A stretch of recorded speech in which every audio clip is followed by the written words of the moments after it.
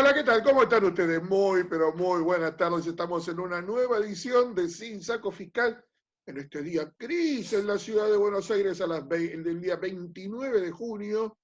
Una tarde espantosa en la ciudad de Buenos Aires. Doctor Jorge Haddad, ¿cómo le va, caballero? Muy buenas Muy tardes. bien, buenas tardes a todos. ¿Cómo estás, Guillermo? Bueno, Guillermo Ver, falta ¿cómo le va, Maxi. caballero? Muy buenas Falta tardes, ¿cómo está Maxi. usted? Muy buenas tardes, Claudio. Buenas tardes, Jorge, y a toda la audiencia.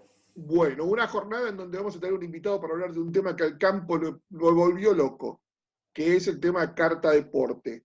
Pero en un ratito vamos a hablar de tema porque tenemos una lista importante de temas para poder analizar en el día de hoy. Y habla el doctor Jorge Haddad, dictamen de la comisión modificando ganancias y bienes personales.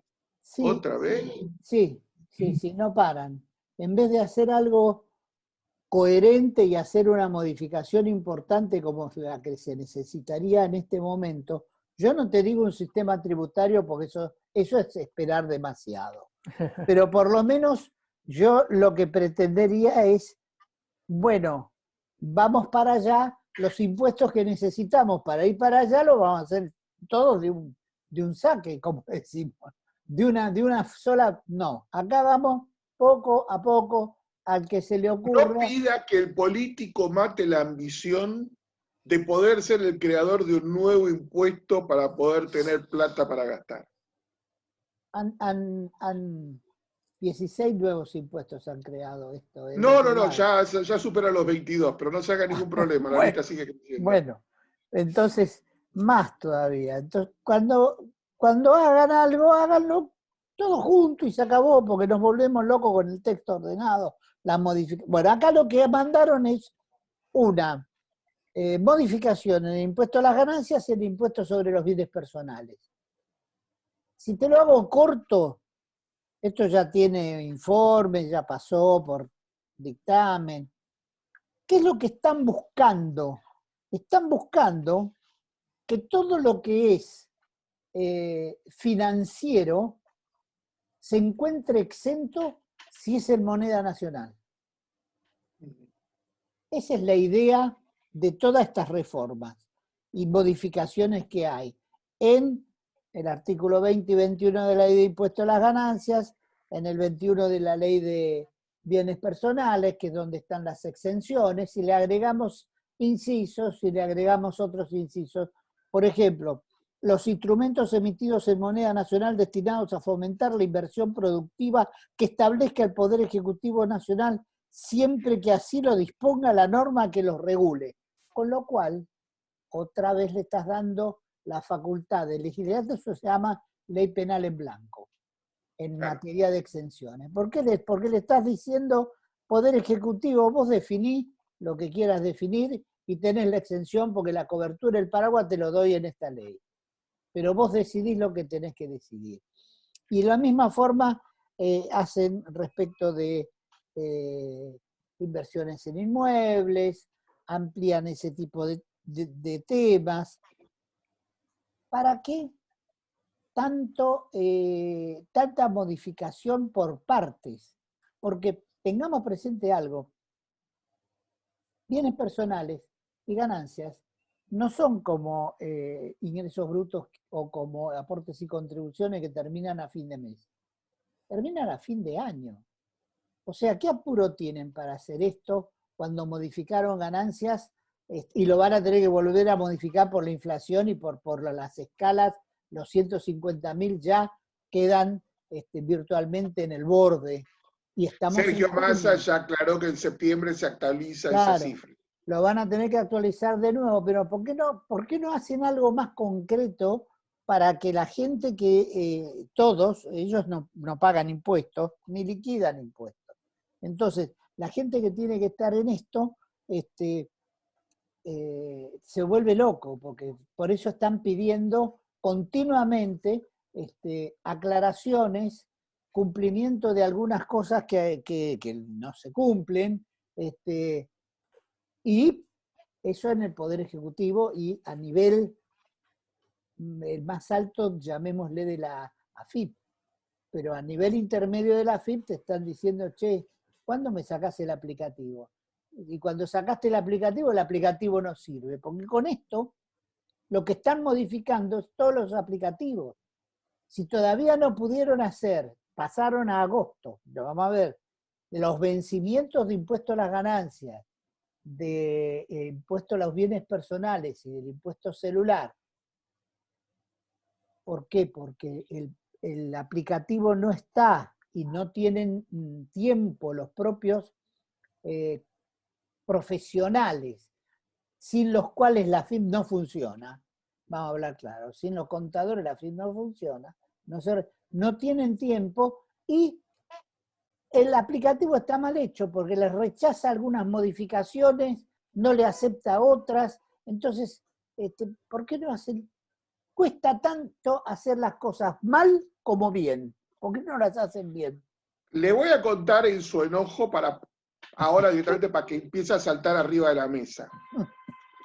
Así que cuidado, saque el teclado. Sí. Entre los planes que se enteró en una reunión que se hizo en la Quinta de Olivos, entre el presidente de la Nación y Martín Guzmán, se enteró de un proyecto del Instituto Patria para establecer ingresos brutos a todas las colocaciones financieras. Toda operación financiera, depósito a plazo fijo, la caja de ahorro no, porque como incluiría sueldo no, pero todo lo demás va a pagar ingresos brutos. Fondo común de inversión, compra y venta de bonos. Lo que se quejaron de que no podía hacer Horacio Rodríguez Larreta en la ciudad de Buenos Aires, como va a salir a favor de Horacio Rodríguez Larreta, ahora lo que estaban estableciendo con Blake. Pero ¿cuál es la idea que tienen este conjunto de iluminados del Instituto Patria? Sostienen que va a haber dos beneficios. La medida no es tomada con un sentido fiscal, sino que, por un lado, lo que buscan es que la gente saque dinero del banco, porque dicen, hay mucha plata en los bancos y en los fondos comunes de inversión, hay que sacarla y volcarla al consumo. Total, no les permitimos comprar dólares, así que van a tener que ir todo al consumo. O sea, usted tiene 50 lucas en el banco, Jorge. Entonces, cuando le saquen las 50 lucas y no le permitan comprar dólares, porque según el gobierno usted no va a encontrar ningún canal, lo que va a hacer es ir a comprarse 14 pollos. Claro. Para poner y acumular. 14 pollos. No, pero como se le vence otro depósito a 50 lucas dentro de 2 semanas, ¿qué va a hacer? Comprar otro 14 pollos de vuelta. Bien. Lo segundo que dicen es con esto va a reducir el monto de plazos fijos, de los fondos comunes van a reducirse, van a reducir los plazos fijos, y con esto vamos a empezar a desarmar la bola de las LELIC. Tengo 58 años, tengo 43 años, 42 años de periodismo, hago economía desde hace 37 años, nunca escuché que se tomara una medida fiscal para contener una medida o una distorsión monetaria. Nunca. Les pido mil disculpas si me equivoco de alguna, dudo, pero es una locura total lo que están planteando. Va a ser un problema porque es un tema fiscal que nos corresponde a este programa, pero lo que estoy explicando es el entramado de la decisión. Después veremos si sacan la norma, si la aplican la norma, cómo la aplican y cómo hacen el aplicativo. En el mientras tanto, el objetivo es esto. Yo te pregunto, si los intereses tienen que pagar IVA, si vos después vas a tener que pagar por los intereses en bloque que tenés, vas a tener que pagar impuesto a las ganancias y los vas a incluir en bienes personales. Encima le pones ingresos brutos, ¿qué tasa de interés te van a dar? No, es que el objetivo lo que quieren es, a ver, las dos medidas tienen un claro objeto. Desplazar la inversión a la especificación, desdolarizar, que es una palabra que les encanta del Instituto Patria, sí, y volcar dinero al circulante para que haya consumo y reactivación de la economía. Desde el punto de vista de la teoría, es así como está dibujado en el pizarrón. Ahora, cuando vamos a la práctica, ninguna de las dos objetivos se lograría.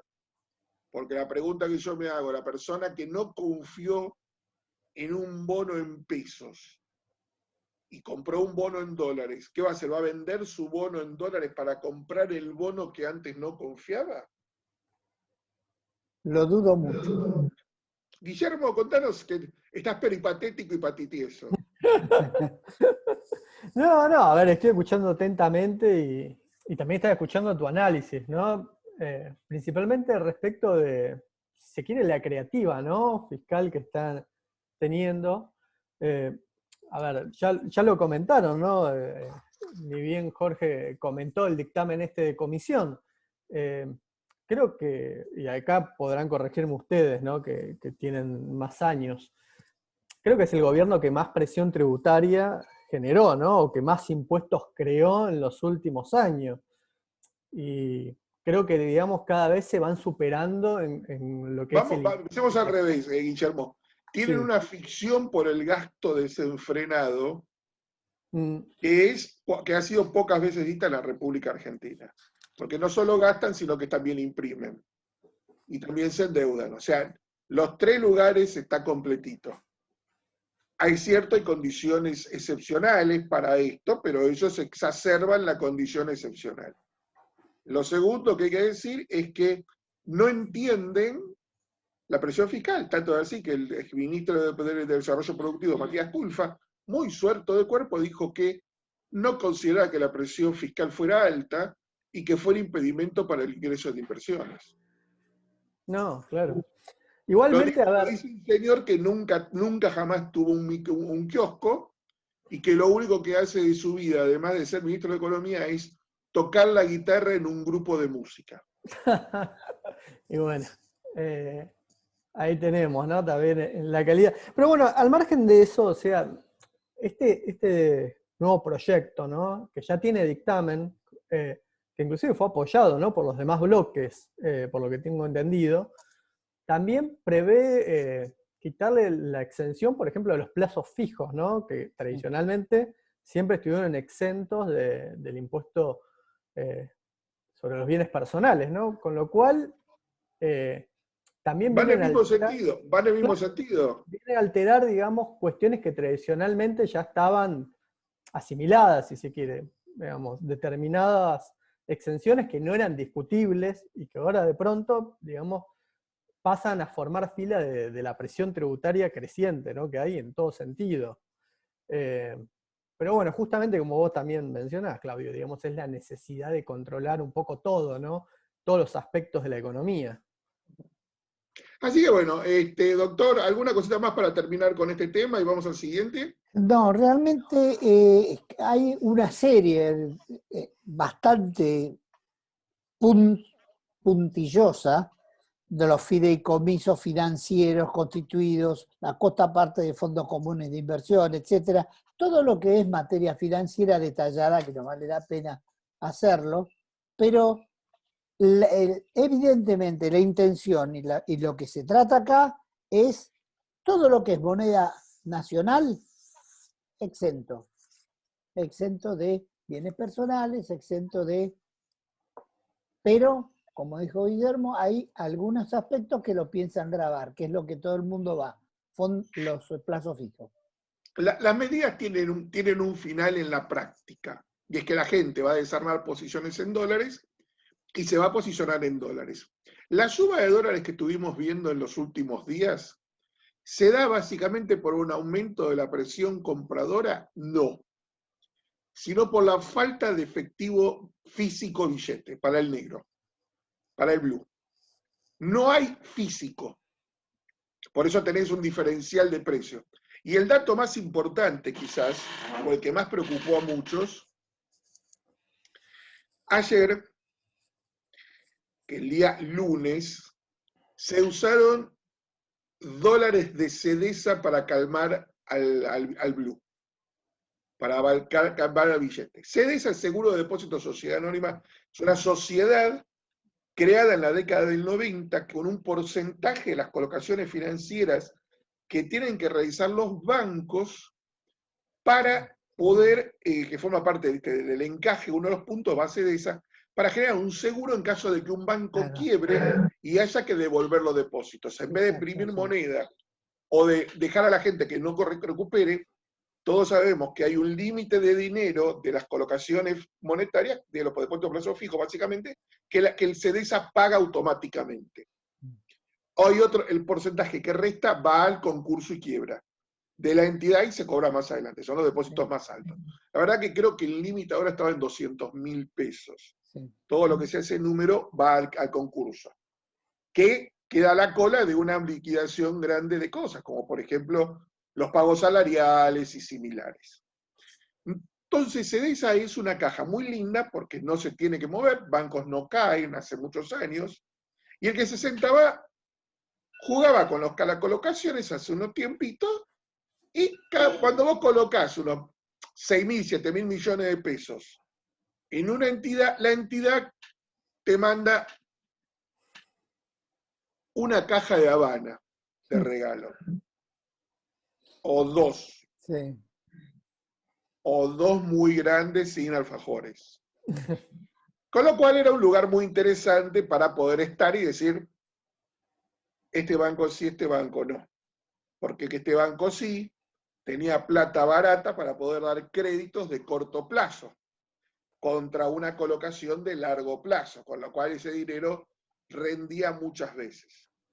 Era un lugar muy querido. Obviamente lo tomó la Cámpora en su momento.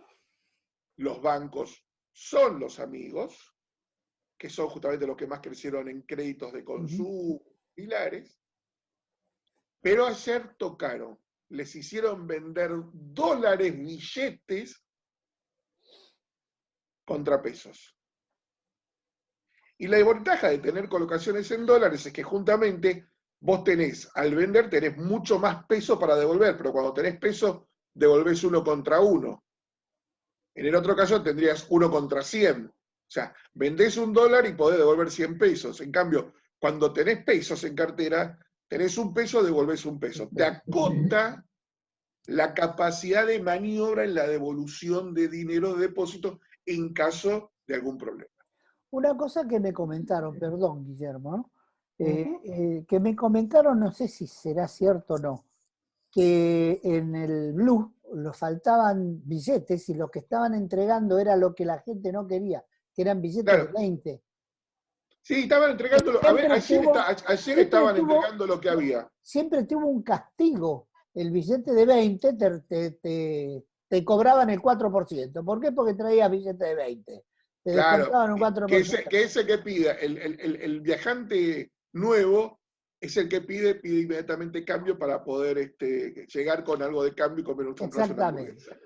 Pero la gente inteligente no, o tiene guardada o simple y sencillamente va con 100 y cambia en el momento. Exacto. Pero bueno, punto, seguimos con temas políticos. Sigamos con el temario del día de hoy, que tenemos un invitado que seguramente va a entrar en pocos minutos más. Sí, Guillermo, ¿qué está pasando? Contame. ¿Qué pasa, digamos? Por ejemplo, contame el siguiente tema de nuestra que vos mismo elaboraste. Está bien, no sabía por dónde querías que siga. Si seguimos en orden del temario, te tengo que hablar, digamos, de una propuesta, ¿no?, que hizo Martín Guzmán en una conferencia organizada por el G24, que es básicamente para que este impuesto mínimo global que se está proyectando en el seno de la OCDE del 15%, principalmente, digamos, tratando de, en cierta forma, alcanzar a las tecnológicas para que tributen, digamos, de alguna manera, lo que planteó Guzmán fue que era poco o insuficiente. Digamos, básicamente, no solamente no están conformes, digamos, con la presión tributaria acá en Argentina, sino que quieren proyectar una presión tributaria mayor a nivel internacional, ¿no? Por eso, digamos, Argentina va a plantear justamente ante la OCDE y el G20 esto que estoy mencionando, digamos, que digamos, impuesto global del 15% es bajo. Y que pero mínimo... guarda. Sí. Lo que está planteando Guzmán es un error. Él cree que es un impuesto adicional al local, y lo que es un impuesto único parejo. Claro. Acá hablé con gente de Facebook y gente de Google, y estaban con champán si le bajan a 25% el impuesto. porque ellos ya están pagando 35 más en Claro, Argentina. claro. Para Claro. ellos eso los jode en Alemania, en Francia, en Holanda, en Bélgica, en Irlanda, en Estados. Pero en Argentina le baja la presión fiscal. Guzmán cree que además de lo que ya cobra, va a poder Exactamente. sumar otro 25. Y ese es un error de un académico de una universidad norteamericana y ministro de Exactamente. Economía. Exactamente. Sí, grueso Exactamente. error, ¿no? Va bueno, él justamente lo que considera es que debería ser de un 21 al 25, justamente lo que dice, y bien ahí siguiéndote a vos, Claudio, para que la recaudación extra, y ahí está, digamos, el error conceptual, sea considerable para las economías de ingreso medio como Argentina, ¿no? Pero bueno, claramente es cierto, digamos, lo que dice Claudio, digamos, este impuesto mínimo global, justamente lo que tiende es tratar de forzar a ciertos países, como Irlanda, por ejemplo, digamos, que tiene, digamos, un impuesto a la renta de las empresas menor al 15%, lo suba al menos al 15% y por lo menos deje de ser una jurisdicción, digamos, tentativa para ese tipo de inversiones, ¿no? Y además aplicaría paraísos fiscales, que Exacto. deberían verse obligados a tener que aplicar esta tasa. Teóricamente, es el objetivo del plan final. A ver, Irlanda le modesca a Europa, pero los paraísos fiscales de Bahamas, pasando por media docena de islas del Caribe, le molestan a Estados Unidos. Caimán, sobre todo, donde están Facebook, donde está la mitad de las operaciones de las empresas Big Tech americanas. Sí, pero están todos los bancos norteamericanos ahí también. Sí, está bien, pero eso es otra cosa. Una cosa es que el americano saque a Caimán y otra cosa es que la sociedad deposita en Caimán y no entre a Estados Unidos. El IRS también quiere lo suyo. El IRS también quiere su parte de ese impuesto que está afuera. Claro, claro, porque el No que se problema, quede en Caimán. no, lógico, si el problema es que es de ellos lo que le falta de dinero, lo que están buscando, no lo nuestro. Es un problema de ellos. Eso. Y Ahora el hay problema, una pelea, está la contraparte de esto, es cómo impactaría sobre los costos de ese tipo de productos. O sea, claro, Netflix va a aumentar por eso, porque obviamente le va a reducir los ingresos, o va a tener mayor cantidad de gastos. Es una cosa que todavía no se ha estimado demasiado, porque están hablando todos de recaudar, pero no están hablando cuál sería el efecto consumidor. Mm. Porque al final la empresa nunca lo paga, lo lo pagamos traslada, nosotros, lo Claro. traslada. traslada. Pero Nosotros, en este G24 no se habló de la descarga sobre el usuario. Y ese es un punto muy interesante, Guillermo. Ujú. nosotros Muy inteligente porque los estados che, cobremos, quedémonos con un pedazo, otro pedazo yo, pero en ningún momento había pensado en el traslado al usuario, cómo afectaría esos consumos. cuando das, y tanto Guillermo como yo en mi momento, hace mucho, el efecto de traslación de los impuestos, el efecto primero es trasladarlo adelante, donde todo el mundo Ujú. dice, yo lo coloco en el precio y dice, no, yo lo puedo trasladar a mi proveedor haciéndole bajar el precio, o Claro. lo traslado en otro producto, el que es la oblicua, no me acuerdo más de eso, pero es la oblicua, donde en lugar de hacerlo con las masitas azules, lo hago con la masita negra. A esa le subo el precio y las azules, que es la que más vendo, lo estoy dejando, o la que menos vendo, lo estoy dejando. Bueno, la traslación siempre se va a dar en estos casos, y quien resulta perjudicado en esto es el consumidor final, ¿no? Es el consumidor final. Recordemos que el último que debe ser, afectado es el accionista. Claro. El diseño de las empresas en el mundo capitalista tiene como base que la afección nunca llegue al accionista, sino a todo lo que estén por detrás, proveedores, clientes, empleados, sueldo de personal, capacidad laboral. Los ajustes están para arriba. El accionista tiene que tener su rentabilidad asegurada cuando se puede. Bueno, Claro. teniendo en cuenta lo que es el sistema de Estados Unidos, que muchos tienen su propia jubilación puesta en acciones, o sea, estamos hablando de todo lo que es la tercera edad, colocado ya directamente en fondos comunes o manejado por ellos mismos, para cuidarlo. Enron fue el ejemplo, ¿no? Claro. Enron era la locomotora de Wall Street y descarriló como loco y se llevó un montón de gente que ya no tiene posibilidad de reinsertarse laboralmente y le llevó todos los ahorros que tenía. La historia de los mercados nos demuestra que las locomotoras siempre descarrilan cuando no ponen el freno en algún momento. Compañía General Fabril Financiera, acá, ¿te acordás? Te doy un nombre, Dios, ¿no? Dios. Te doy un nombre. Vamos, don Jorge, a la resolución general 5019 y nuevas por prórrogas. Lo que adelanté recién es lo que comenté el domingo y eran lo que se estaba diciendo. Está entrando nuestro invitado. Si querés esto lo dejo Bueno, para hagamos después. eso, vamos con el invitado y luego vamos con la resolución Y lo vamos, 5019. que se publicó hoy en el boletín oficial. Guillermo, usted de la entrada, mientras que le pido a Guillermo Oguer que lentamente vaya presentando a nuestro invitado del día de hoy. Adelante tenemos hoy a Mariano Girardotti nuevamente. ¿Qué tal? ¿Cómo le va? ¿Cómo está? Bueno, el doctor Claudio Cherutini. Y No, licenciado Cherutini, no te subo. que me mete preso. No soy licenciado. LIC y MAG, pero todo, nada más. Y el MAG me falta la tesis. Lo dijo dialogando tranquilamente con nuestro invitado. Bárbaro, muchas gracias. ¿Qué tal? ¿Cómo le va? ¿Cómo está? Buenas, ¿cómo están todos? Gracias por compartir este espacio nuevamente. ¿Qué tal? Tenemos algo con lo cual podemos empezar para que nos explique por qué hay medio revuelo en algo que se va a aplicar a partir del 1 de noviembre, que es la Carta de Porte Digital. ¿Por qué? Sí. ¿Por qué la gente, primero, qué es la Carta de Porte? Porque empecemos por ahí. ¿Cómo se hace? ¿Qué efectos tiene? ¿Para qué sirve? Y cómo normalmente se gestiona eso y qué utilidad tiene.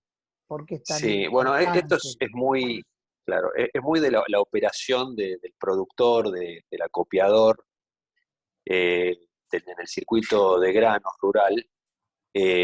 Siempre que uno quiere sacar los granos del campo, trasladarlos, el documento mediante el cual lo traslada es esta carta de porte, que tiene una emisión sistémica por parte de AFIP. Uno pide una autorización, para eso uno está dentro del CISA, informa la capacidad productiva del campo, el stock, la producción, etcétera. Y entonces, en base a lo que uno va informando, el fisco autoriza determinada cantidad de cartas de porte que está vinculada a mi capacidad de producir o al stock que yo vengo denunciando en lo que es la cuenta corriente granaria que lleva el fisco.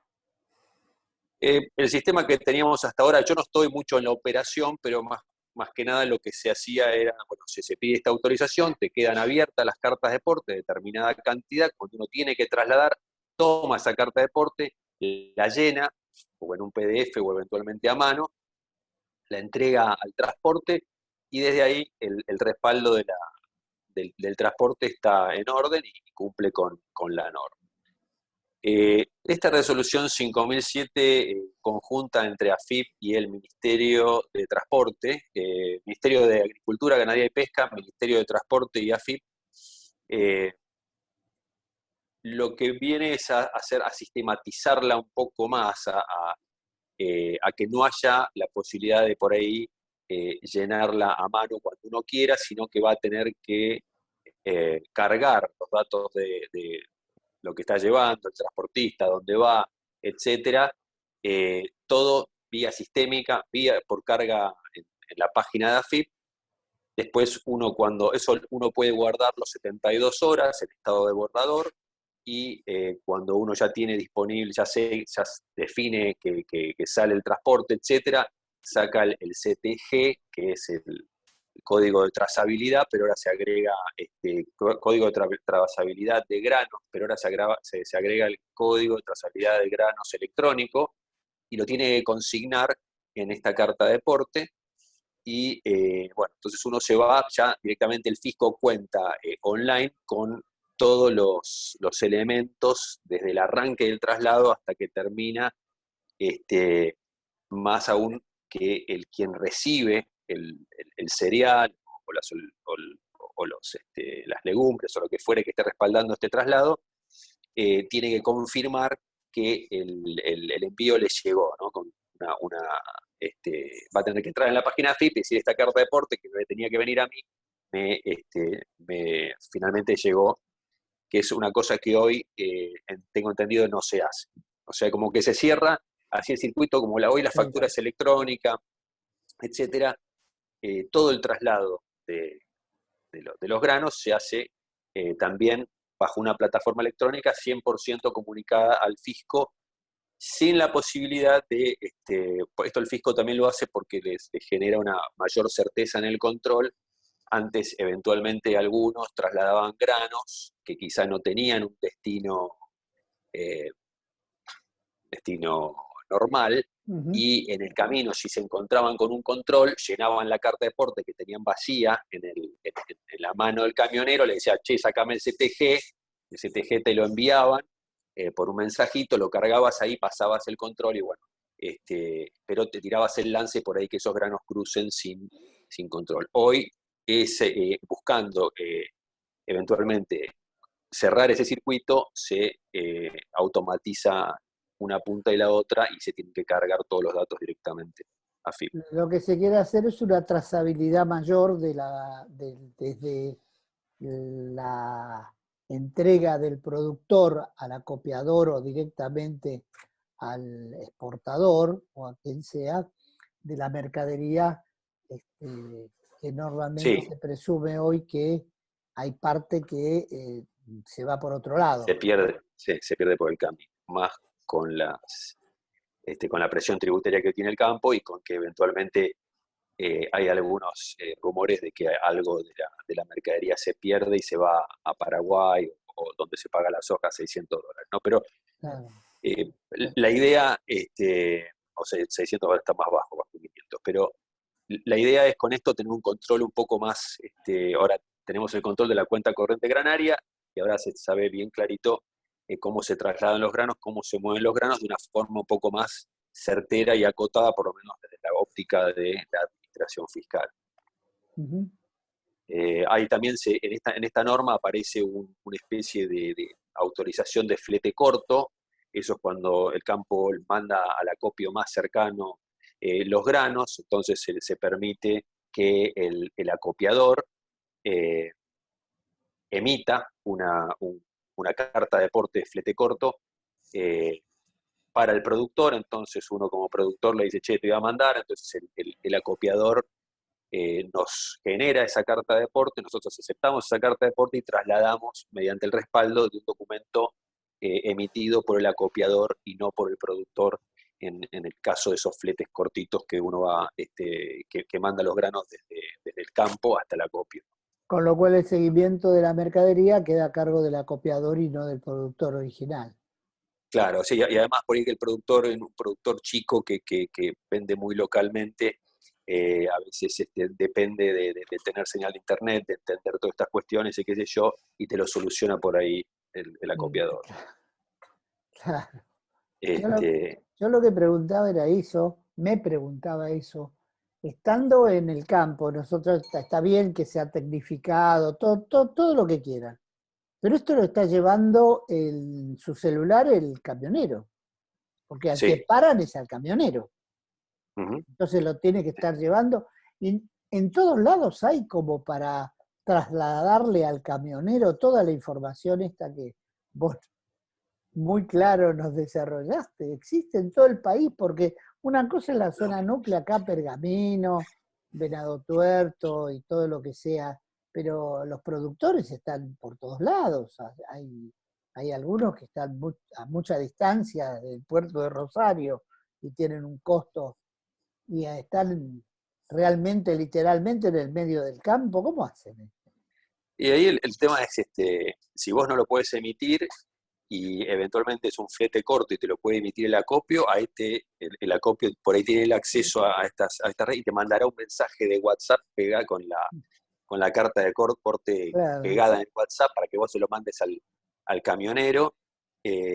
Y si no, el contador también muchas veces en el interior el que emite las cartas de porte es el contador y también es el que recibe los insultos cuando hay algo que falla, Claro. porque estas Claro. cartas de porte, claro, estas cartas de porte salen, me las dan, en tanto en cuanto yo tenga presentadas las últimas 12 declaraciones juradas de IVA, las últimas 12 declaraciones juradas de cargas sociales y la última decla de ganancia.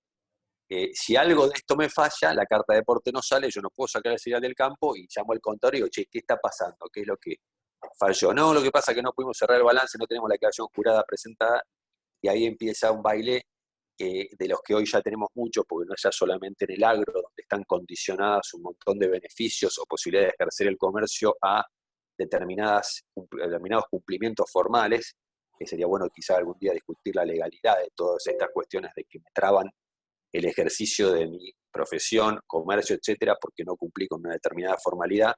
Pero bueno, la carta de porte no me la dejan emitir si yo tengo algún incumplimiento fiscal. Y entonces tengo un problema, tiene un problema, ahora más sumamos el problema del productor al problema que se le va a sumar al contador, que no llegó a tiempo con las presentaciones. Así que, nada, hoy el sistema está cambiando, se va a supuestamente agilizar. Para muchos les molesta porque antes en la carta de porte anterior vos lo que hacías es tenías como impresas las autorizadas y las completabas cuando vos querías, o sea, no desde donde vos querías, pero que las tenías listas y en cualquier momento las podías utilizar y tenías tranquilo de que ahora tenés que conectarte a la página, cargarla, qué sé yo, por ahí falla la página, no puedes sacarlo, o tenés un problema Claro. y se limita porque justo no presentaste la última declaración jurada de IVA, y entonces esa carta de porte no te dan, que antes te lo hubieran dado porque hubieran dado un paquete de 4 o 5. Entonces, eso es lo que no les gusta, más con las fallas que ha venido teniendo la página en el último tiempo, que está un poco inestable, ¿no? Entonces, Claro, eso Con lo bien que está funcionando. Exacto, ahí está, hay otro miedo ahí. Claro. Pero es esto, es una cosa bien operativa del sector y bueno, yo lo vi desde el punto de vista profesional, pero quizás estaría bueno escuchar un poco cuáles son las objeciones desde el que está vinculado con el camión y con esto que por ahí te dice alguna otra cosa más de la que yo no veo, ¿no? Pero, Claro, los problemas los vamos a empezar a ver después de que entre en exacto. funcionamiento. Esa es Sí. la realidad.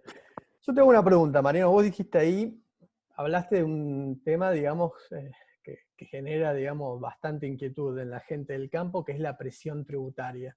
Comentame a ver qué tips puede tener hoy por hoy, digamos, un productor para hacer una planificación fiscal, ¿no? Teniendo en cuenta todos estos cambios normativos que hay constantemente.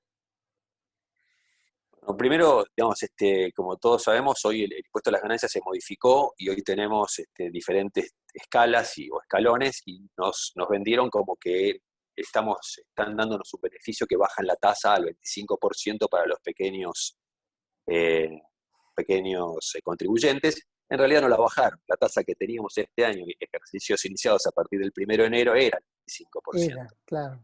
Exactamente. Entonces quedó el 25% para el que gane menos de 5 millones, el que gane de 5 millones a 50 va a estar en la escala de 30, y el que pase esos 50 millones, que son los $305.000, lo que fuere, se hace el 35% y a eso se le agrega el 7 cuando me lo dividiendo, con lo cual llegamos a 40. Entonces ahí vamos a tener una herramienta nueva o un elemento nuevo que considerar ante nuestras planificaciones fiscales.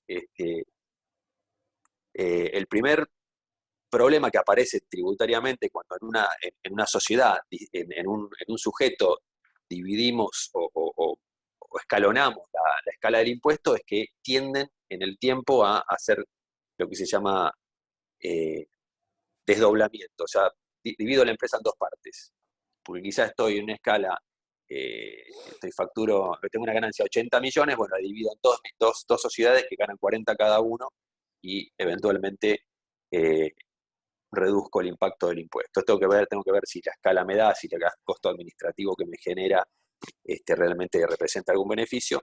Pero esto va a empezar a pasar. Y todo lo que está pasando en la economía argentina y en la tributación argentina está llevándonos a la pigmeización del contribuyente. El contribuyente quiere ser más chiquitito, quiere llamar menos la atención. Si sos más chiquito, pagas menos bienes personales, pagas menos ganancias. O sea, el problema que estamos teniendo es que hoy se acerca gente al estudio que quiere ser más chiquito. En vez de crecer, está pensando en cómo achicarse o cómo relocalizarse. Bueno, entonces, volviendo al tema del campo.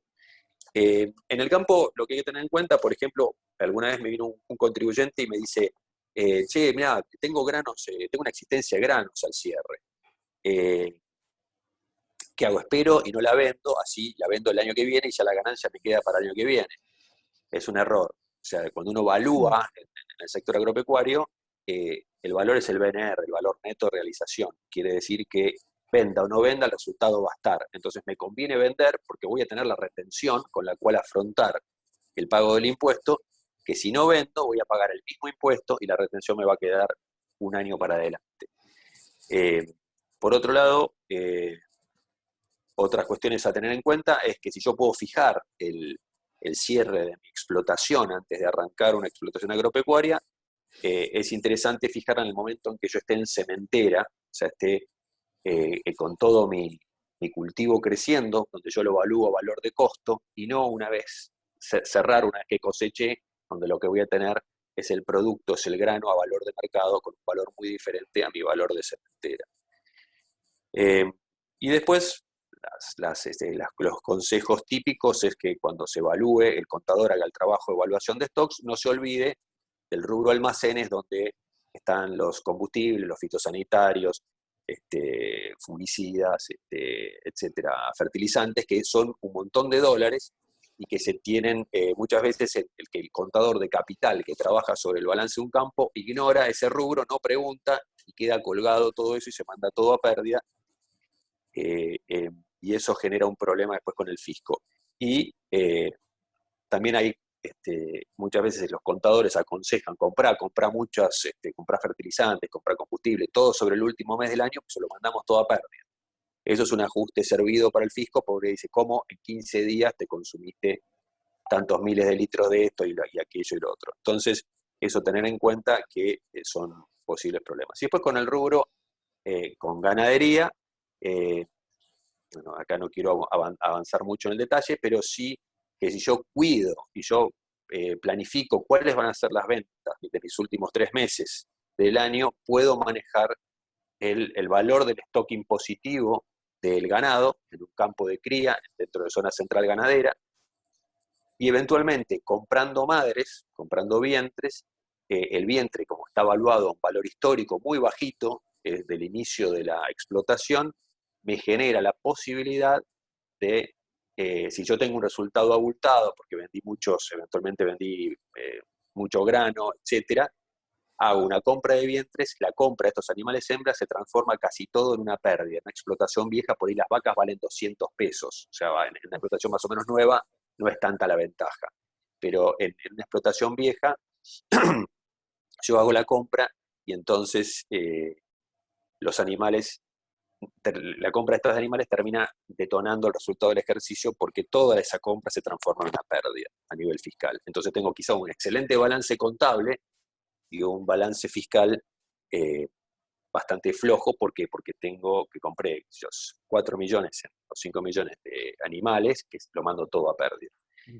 Y esos son elementos con los cuales puedo planificar, digamos, en realidad se pueden hablar de bastantes cuestiones más, pero desde el punto de vista del ganadero, el manejo de las compras, de las ventas de los animales, y cómo evaluarlos, es algo interesante. Una última, por ahí, un último consejo que se puede llegar a dar, es que cuando la ley de impuestos a las ganancias habla del valor de valores de stock, siempre habla de valores contados. Y muchas veces cuando yo estoy vendiendo a 30 o a 60 días, entonces tengo que descontar un componente financiero que esté implícito en la factura a las tasas de mercado. Entonces quizá pueda retrotraer el valor, eliminar los intereses que están contenidos en el valor y así achicar un poco el valor que voy a tomar como base de evaluación. Interesante las alternativas, ¿no? Sí, Eh, hay bastantes, por ejemplo, hay bastantes elementos como para tener en cuenta. eh, ¿Esto lo y tenés que declarar de acuerdo a la 4838? no, como vos decís, como una planificación fiscal. Claro. No, bueno, bueno, sé, porque termina siendo un consejo mediante el cual claro. Te ahorrás. vos reducís impuestos. Sí, yo la verdad que sí, me parece una locura, pero eventualmente si vamos a ver cómo es la definición que hace la 4838, entonces quizá si es simplemente un consejo que implica un... Pero lo que pasa es que estamos el 90% de nuestro tiempo dando pequeños consejos que Claro, modifican la carga tributaria. claro. Entonces, la verdad Sí, que yo entiendo que para acá la yo no... 48, yo entiendo que para la 4838 debería informarse como una planificación fiscal, teniendo en cuenta lo amplia y lo ambigua que es esa resolución.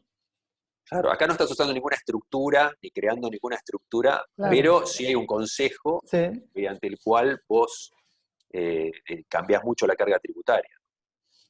Eh, también es que si yo, por ejemplo, eh, en la evaluación de los stocks de cría en zona central ganadera, yo voy a determinarlo por costo estimativo por revaluación anual. Eso lo determina las ventas del animal más vendido en los últimos 3 meses.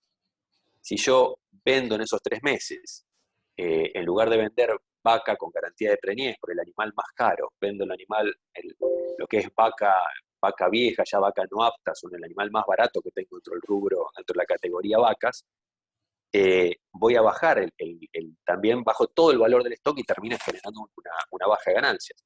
Y eso quizá también sea algo para reportar si uno eventualmente...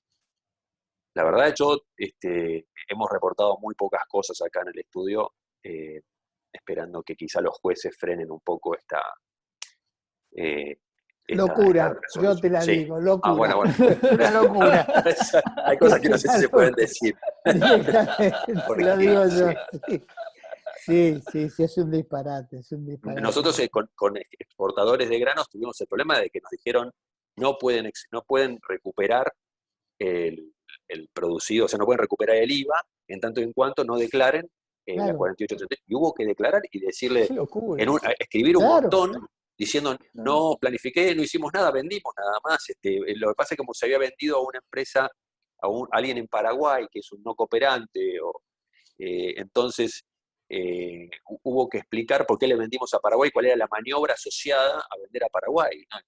Sí, yo cultivo, genero el grano, me cuesta 1 y lo vendo a Paraguay a 2. Entonces es un tema de una planificación comercial, no tributaria.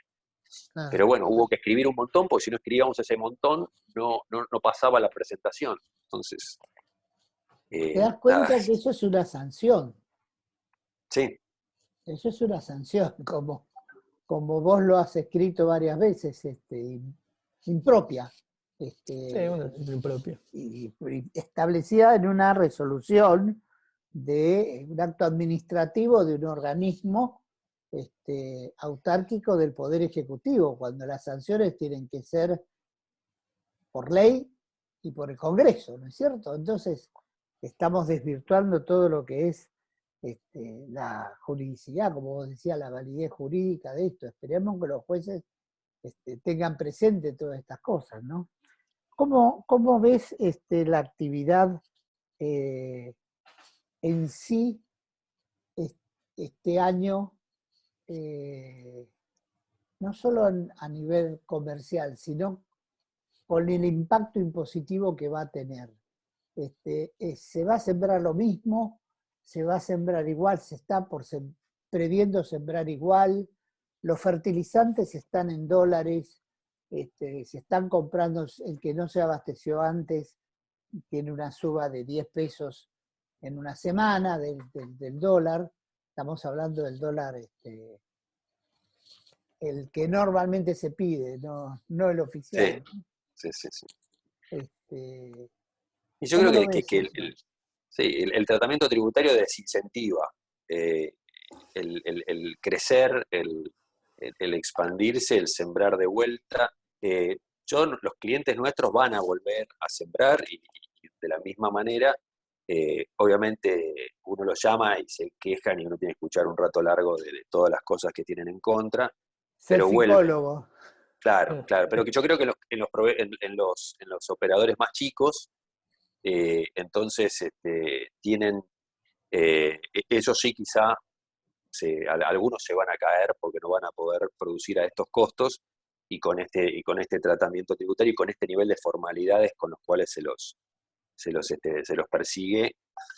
eh, con lo cual, la verdad que no tengo, yo dentro de mis clientes van a volver a sembrar y van a, no bajan su actividad. Eh, la verdad, lo que ellos le tienen mucha bronca es todo lo que producen para el Estado, ¿no? Porque si uno mira Claro. cuánto se le va con las retenciones, cuánto se va con ganancias, cuánto con ingresos brutos, con IVA, entonces, ¿para quién estoy trabajando? O sea, ¿para quién estoy Claro, produciendo? claro. Pero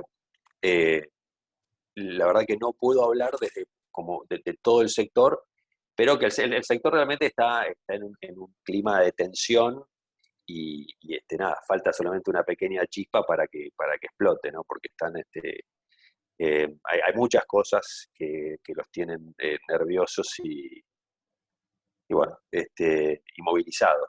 Hoy se conoció decreto del Poder Ejecutivo que elimina las retenciones de cerca de 40 productos agropecuarios, miel y todo ese tipo de productos que tenían el 4,5, el 6, el 8, se Sí, eliminaron simplemente. economías regionales. Economías regionales. Eso en el global no impacta mucho, pero en lo local sí, ¿no? Y ¿O por me ahí, equivoco? no, en realidad es un porcentaje de lo que es un porcentaje de lo que se exporta. Obviamente que lo que más se exporta es lo agroindustrial de soja y maíz, etcétera, ¿no? Pero esto es un porcentaje del total del complejo agroindustrial, debe ser entre un 12 y un 16% de economías regionales, y empuja un poco el tema de los pequeños productores en los pueblos, etcétera, ¿no? Gerardotti, un gusto, Claudio Charrutini. ¿Qué tal? No solo interrumpir cuando hablan los especialistas, pero me dicen que esa medida tiene básicamente un objetivo, beneficiar a los cerveceros. Y puede Porque ser, se liberan un montón de retenciones de productos envasados que en Argentina no exporta.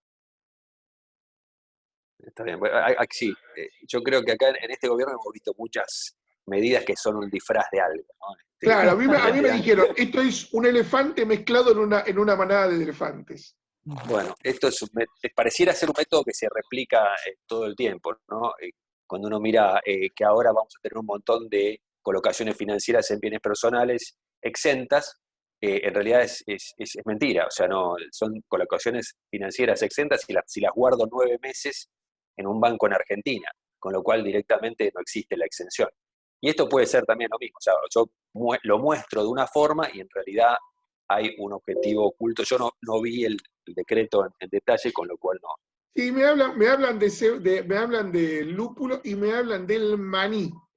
Básicamente, justo un empresario amigo del gobierno que se empezó hace unos años a dedicar al maní, que le van a sacar un tren, y que tiene interés en exportar maní en ese tipo de envasado que Argentina no produce. Digo, básicamente, Arcor produce maní, exporta maní hace 1.200 millones de años. Tanto es así que me dicen, hay gente en Córdoba que va a convenir no hacer soja y hacer maní. Y bueno, Yo, Córdoba es gran productor del maní. de maní, ¿no? Como Sí, sí. Mendoza de ajo, por ejemplo. Si lo eliminan el ajo, los derechos que tenían, y bueno, puede beneficiar algo, cereza. Sí, Claro, pero puede. cuando corres un producto por otro, estás haciendo negocio para amigos. Ah, claro. Claro, puede ser que tenga nombre y apellido el decreto, esa es la Exacto. idea. Sí. Por Sí. lo menos Bueno, 3 letras la tiene, 3 letras tiene seguro. Los dejo. Sí. sí, bueno, la exportación de maní es importante también en Argentina. No me acuerdo Claro. exactamente los porcentajes, pero es alta. Sí, Eh, sí. Lo mismo pero que en su momento era aceite de oliva y uvas, ¿no? Uvas para consumo sí, fresco. Sí, sí. eran importantes esos. Después, problemas de precios son. Perdón, me Sí. traen de vuelta. Hace 2 años que está vendiéndose corte de vino en la Argentina para Chile. Los chilenos han tenido baja producción de vino y como tienen mucha exportación, cortan con vinos argentinos. Más grandes bodegas tienen anclados sus gastos en venderle a los chilenos parte de su producción para no tener tampoco tanto vino argentino circulando que le bajaría el precio a la botella. Con respecto al tema del ajo, el ajo va todo de Mendoza, va todo a Brasil. Sí. Todo a Brasil, compran todo el ajo que producimos nosotros. Sobre todo, ellos nos han pedido que lo transformemos en polvo, porque Argentina no tenía una costumbre de ajo en polvo en su consumo diario. Y en cuanto a las ventas de maní, nosotros somos especializados en venta de maní, y es más, la mayoría de lo que se consume en el sur de Estados Unidos de maní es de maní argentino. El maní barato, la pasta de maní, la manteca de maní es barata argentina. Porque la de calidad de ellos la mandan para las ciudades del norte y del este, que son las ciudades que más consumen maní justamente. Claro, el mini butter nosotros no lo consumimos. Más para consumimos. nuestro especialista sobre temas carta de deporte. No, sobre carta de deporte no. Acá me gustaría escucharlo si tenés alguna otra de esas cosas tan específicas como las que nos comentabas recién, ¿no? Porque, por ejemplo, en el agropecuario yo recuerdo que tenés un periodo cuando estás haciendo algo, tenés que esperar de 4 a 7 años para que dé la vuelta y puedas empezar a producir lo nuevo, ¿no es cierto? Cosa que no se da en el agro. ¿Las medidas estas de no poder exportar impactaron mucho o dieron bronca nada más? Estamos hablando de la carne ahora. La carne, sí. Sí, sí. Yo creo que el impacto es la pérdida de mercados. O sea,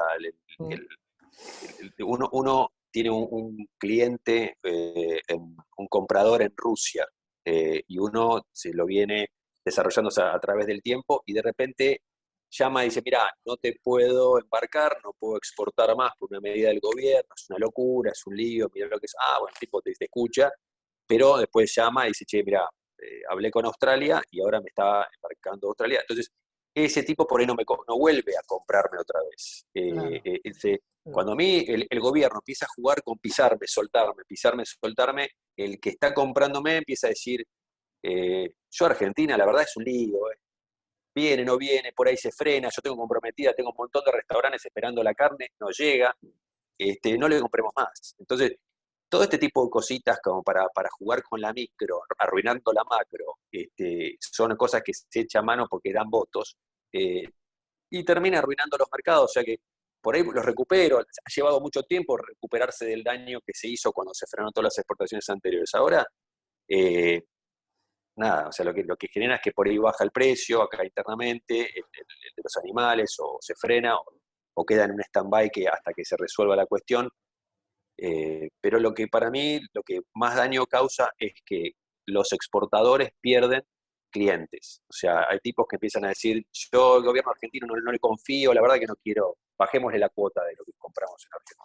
Ahora, al señor de la calle, ¿le llega la diferencia de precio? ¿En menos? Y hasta ahora pareciera que no. O sea, yo creo que no Porque bajó absolutamente nada. históricamente nunca vi que le llegara, nunca vi que me llegara como consumidor. Sí. La realidad, ¿no? Supuestamente hay 7, 8 cortes que se estaban negociando que no se exporten y que se ponga un precio para que la gente pueda acceder, pero lo que me pasó desde que se suspendió la exportación de carne es que los precios no bajaron, o sea, o quedaron igual o hasta subieron, ¿no? Sí, yo hice un asado, todavía puedo darme esos lujos de hacer un asado de vez en cuando, hice un asado el fin de semana pasado y salió bastante caro y no noté ninguna mejora con relación a lo que pagaba hace un mes, ¿no? Creo que hasta fue más caro. Pero la verdad es que si tenemos un producto que le gusta al mundo y que es de primer nivel mundial, y bueno, quizá hay que priorizar el ingreso de dólares y ver de qué manera acá podemos componer o o subsidiar al comprador o lo que fuere, pero no perder mercados. Como hizo eventualmente Uruguay, que dijo, por ahí los mejores cortes se van afuera, Exactamente. los entrenadores son un país chiquito. Acá el problema es que nosotros nos creemos un país rico. Entonces Exacto. queremos seguir teniendo como las costumbres de los ricos. Sí. Y los países que tenemos alrededor se conciben pobres y actúan como tal, En se cuidan consecuencia. más, son más prolijos y qué sé yo. Entonces, Claro. el problema que nosotros tenemos es que no, acá tenemos, ¿cómo no vamos a comer asado? Que esto, que lo otro, que eso. Y bueno, entonces, nada, no es que no vamos a comer asado, por ahí hay que comer un poquito, morderlo un poco más, que sea un poco más duro y que el otro se vaya afuera y nos traiga dólares. Sí, Tengamos una claro. mejor Y economía. lo que necesitamos son dólares. Mariano, una pregunta que a lo mejor no estás en el tema, pero hablamos siempre de soja, maíz, trigo, cebada, girasol, carne, vacas. ¿Y qué pasa con los pollos? ¿Qué pasa con ese tipo de actividad?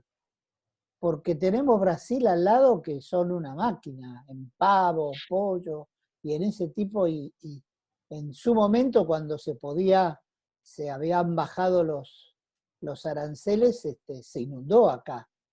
Sadia inundó toda la Argentina con pavos, con pollos, con todo. ¿Cómo está esa situación, ese rubro Ahí ahora? no puedo más que por ahí tocar un poco de oído. Sé que el consumo es más que nada interno, entonces es un mercado más local. Sí, obviamente que si por ahí le bajás a los... Ahora lo que pasa es que igual con el tipo de cambio que tenemos, estamos, creo, competitivos nosotros en precio por ahí, o tendríamos que estar competitivos, y no sé si Brasil podría meterse con la fuerza que se metió en otras épocas y reventar a los criaderos locales, ¿no? Sí, Pero sí, Brasil es un monstruo, o sea, y la producción es gigante, y, y la verdad es que no sé cómo está el precio del pollo comparado el kilo de pollo acá y el kilo de pollo en Brasil, pero con el tipo de cambio que tenemos, eventualmente pareciera ser que nosotros estamos un poco mejor para competir. estamos Pero para ahí, atajar penales. sí, sí. Jóvenes, Eh, vamos despidiendo a nuestro invitado que realmente nos ha dado un panorama maravilloso sobre el sector. Le agradecemos infinitamente por el aporte y seguramente lo volveremos a molestar en algún momento. bueno, Desde ya. muchas gracias y bueno, que siga bien el programa y hasta luego. Al Muchas contrario, gracias. Mariano, gracias a muchas ustedes. gracias. Doctor, teníamos para hablar la resolución general 5019, si no me equivoco. Sí, señor. Esta resolución que se publicó hoy, pero se empezó a difundir desde el jueves de la semana pasada, es la que por fin difiere al mes de agosto los vencimientos de impuesto a las ganancias para personas humanas, los vencimientos de las presentaciones de las declaraciones juradas informativas para los empleados en relación de dependencia, los vencimientos de bienes personales, del impuesto sobre los bienes personales y del impuesto celular respectivo que existe dentro del impuesto a las ganancias. Y esto se pasa a los días 24, 25, 26 de agosto, dependiendo del último número del quit. Son 3 fechas para los 3. Ahora, también se suspende el vencimiento de las anticipos del año 2021 de impuesto a las ganancias y de impuesto a los bienes personales que vencían en agosto. Entonces, íbamos a tener una cantidad, se superponen, porque te dan un anticipo y 3 cuotas para el pago de estos 2 impuestos y se van a superponer con el anticipo del impuesto, de los mismos impuestos para el año que viene. Cosa que no ocurría antes y por eso se empezaba en agosto, octubre, diciembre y febrero, porque el pago se hacía en abril. Y de abril a agosto te podían dar 3 cuotas sin ningún problema, hasta 4. No tenías ningún problema. Claro. Pero eso es histórico. Hace muchísimos años que no se vence en abril, no se vence más en abril. Y no es por los problemas de los contribuyentes, sino por los problemas del propio fisco. hay ya problemas planteados en los aplicativos, como corresponde, que no podía ser menos, ¿no? Ya hay situaciones en las cuales no se pueden modificar, no se pueden eliminar bienes personales, no se puede dar de baja algunos bienes, te quedan y vos no lo tenés, o no se puede dar de alta un bien nuevo porque hay que ajustar algunos elementos de estos famosos aplicativos que son, en mi criterio, y siempre lo digo en serio, no en broma, aunque todo el mundo se ríe, están arriba de los tratados internacionales y de la Constitución Nacional en materia tributaria. La norma más importante, la máxima, es el aplicativo. ¿Qué está pasando en Córdoba con la ley 10.764, Guillermo? Bueno, esta ley fue la que, digamos, determinó la adhesión de la provincia a la ley 27.613, ¿no? Ley nacional, que es la que estableció el blanqueo inmobiliario. Si bien, digamos, esta norma se publicó en el boletín oficial en el día de ayer, por ahí lo relevante o el dato curioso es la adhesión por parte de la provincia de Córdoba a un blanqueo que prácticamente no es exitoso, ¿no? Ya creo que a esta altura se podría decir que no es exitoso el blanqueo inmobiliario, teniendo en cuenta tal vez la cantidad de cuentas especiales abiertas al día de la fecha. Claro. Pero bueno, en conclusión, digamos, la provincia, mediante esta adhesión, lo que prevé es la exhibición del impuesto de sello, digamos, a todos los actos, contratos o instrumentos que fueran celebrados por parte, bueno, de los constructores y demás, que estén dentro del marco de esta Ley Nacional 27.613. Y después también algún tipo también prevé un beneficio respecto al impuesto sobre los bienes personales respecto de aquellas tenencias, ¿no? Que se exterioricen en el marco también de esta ley, ¿no? La 27.613. Eso sería, digamos, por ahí lo relevante o, digamos, atípico respecto de Córdoba, que es la primera provincia, si mal no recuerdo, digamos, que adhiera a este blanqueo. También invita, ¿no? Obviamente, a los municipios para que también prevean algún tipo de adhesión o incentivo. Al final no se corrió ninguno de los plazos de esta ley. Todavía no, está el proyecto en el Congreso, pero no. A ver, lo más tentativo de esta ley era justamente, digamos, tributar a una alícuota diferencial, justamente Sí, pero estas tenía todos los tenencias. plazos para julio, cosas por el estilo, está todo va corrido en el tiempo esto. Claro, hoy por hoy me imagino que aquel que todavía tenga intenciones de adherir a este blanqueo debe estar esperando algún tipo de prórroga, porque si no, no tiene mayor sentido. Pero bueno, Seguimos. eso. Sí, Sí. Claudio. No, dale. No, ya había terminado el tema. No, te quiero, ahora quiero decir que el doctor Adac, para que seguimos saltando de provincia a provincia, ¿qué es la resolución normativa 1821 de ARBA, doctor? La resolución normativa de ARBA. Esta resolución normativa de ARBA lo que hace es dar la posibilidad a los monotributistas locales, porque hay monotributistas nacionales y monotributistas locales, la ciudad también lo tiene. Bueno, los monotributistas locales se acordaron que estamos en pandemia y la propia ARBA les dijo, señores, no va a haber más retenciones o percepciones que se le hagan a los monotributistas locales. Quien factura para el monotributista de acá no le hace ninguna retención ni percepción.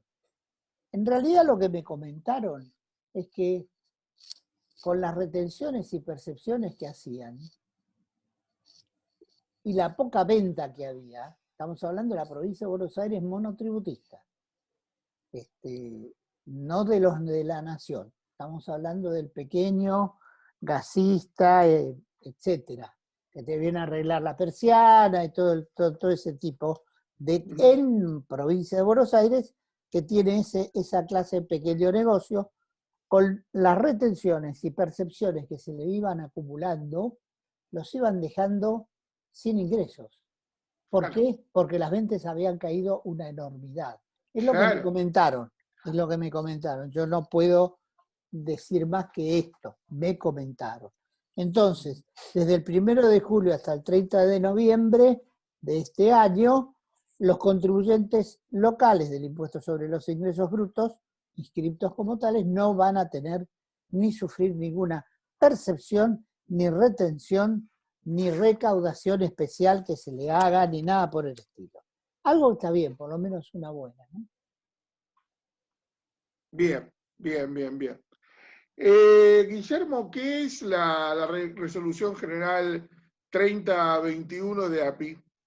Bueno, esta resolución general lo que hace es reglamentar el plan especial de pagos para deudas devengadas desde el 1 del 11 del 2020 al 30 del 4 del 2021. ¿En dónde? Es Santa Fe. Ah, Dijiste API, es verdad, perdón. Yo no, por API bueno, ya sé de dónde viene, pero bueno, sí. Es de la provincia de Santa Fe. Y es un decreto del Poder Ejecutivo 837-2021, volviendo para atrás, que estableció un plan especial de pagos para deudas devengadas desde el 1 de noviembre del 2020 hasta el 30 de abril del 2021. Entonces, esta resolución general, lo que sería símil, digamos, AGIP, ARBA, pero en Santa Fe, API, Agencia Provincial de Impuestos, establece, bueno, justamente que se podrán incluir dentro de este plan especial de pagos el impuesto sobre los ingresos brutos, el inmobiliario urbano, el suburbano, el rural, sellos, las tasas redistributivas de servicio y aportes al instituto becario. Van a estar excluidos de este régimen los agentes de recaudación del sistema CIRCREP, por las retenciones practicadas o no, los agentes de retención y o percepción por los importes que hubieran retenido o percibido y no ingresado al fisco, tanto por intereses y multas, y los planes de facilidades de pagos caducos o no, cualquiera sea su fecha de formalización. Después se establece un cronograma hasta el 28 de septiembre del 2021, cuando las liquidaciones tengan que ser gestionadas ante la API, y hasta el 29 de septiembre del 2021, cuando las liquidaciones se generen en el propio sitio web. Y, digamos, como plazo límite para el acogimiento es el 1 de julio, desde el 1 de julio hasta el 30 de septiembre del 2021. Y en Cava también se reglamentaron procedimientos para obtener exenciones. Sí, esas son leyes que nosotros ya habíamos mencionado en otras emisiones, digamos, son las leyes 6.425, 26 y 27 de acá de la Ciudad de Buenos Aires, donde establecieron algunas exenciones respecto a determinadas actividades, por ejemplo, actividades de gimnasio, actividades, bueno, de establecimientos bailables, y otras demás actividades. Bueno, en líneas generales se reglamentaron estas exenciones, donde establecieron cuáles eran, digamos, los requisitos para poder acceder a estos beneficios. Cuando nosotros tratamos las leyes en otras emisiones, ya habíamos adelantado que había que esperar a esta resolución general para ver cómo los contribuyentes que quisieran adherir a estos beneficios, qué es lo que tenían que hacer. Bueno, principalmente tienen que escribir su domicilio, el domicilio de explotación, ¿no? En el registro de domicilios de explotaciones de la Ciudad de Buenos Aires, RD se conoce, bueno, que está previsto en la Resolución General 312 AGIP del 2020, eso por un lado, y siempre, digamos, obviamente, que justamente en esos domicilios que se escriben en este registro especial se realicen las actividades que están beneficiadas por estas leyes que analizamos, digamos, en la otra emisión, digamos, que para sintetizar, como ya lo mencioné, el tema de actividades de gimnasio, bares, en líneas generales actividades que fueron duramente golpeadas, ¿no?, por la actual pandemia. Y después, bueno, puntualmente respecto, digamos, de lo que es la tasa redistributiva de servicios alumbrados, barrido de limpieza, y mantenimiento y conservación de sumideros, para justamente la actividad que está prevista en la ley 6.426, que es la de gimnasio. En ese caso se establece como un requisito especial, que es que los contribuyentes que quieran adherir a la exención tienen que presentar sus declaraciones juradas consignando dentro de la base imponible correspondiente qué es lo que sería exento, ¿no? Pero bueno, eso es en líneas generales de los requisitos que tienen que cumplir los contribuyentes que quieren beneficiarse con estas exenciones previstas en las leyes que citamos. Doctor, hablemos un poquito de estadística sobre el pago al famoso impuesto a la riqueza. Sí, se ha dado información, no soy Daniel Estico, por favor, quiero aclararlo, soy un ignorante en el tema, esto sería fantástico escucharlo a él, pero son informaciones de datos. De datos, por ejemplo, 6.700, 10.000 fueron los contribuyentes que pagaron, más o menos. Estamos 10.000, hablando de ¿no? una cifra. 10.000 contribuyentes pagaron. El 52 Mal, sí. el 52% de el componente son bienes que se encuentran en el país y el 48% son bienes que se encuentran en el exterior. Cualquier tipo de bien. Otra cosa rara, de los 233.000 millones que ingresaron, que se pagaron, el 76% fueron ingresados por varones. No estoy haciendo discriminación, ni es una cuestión de género, ni todes, ni nada de eso. En cambio, los patrimonios de las mujeres que tuvieron que pagar, 53.000 millones, fueron un 24% del total. 76% hombres, 24%. Estos son la diferencia entre personas que tienen un patrimonio muy importante, mujeres, hombres. ¿Cómo se componen los patrimonios que están en el exterior? Lo primero, el 67% representan títulos, acciones, cuotas o participaciones sociales u otros valores bursátiles. En segundo, depósitos de dinero, tenencias de billetes. Explican el 17% de los bienes declarados. Es una suma, cash líquido, un 17% de lo que declararon.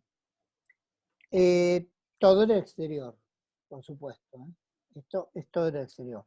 Un 6% sobre el monto declarado, los inmuebles constituyen el tercer rubro en relevancia.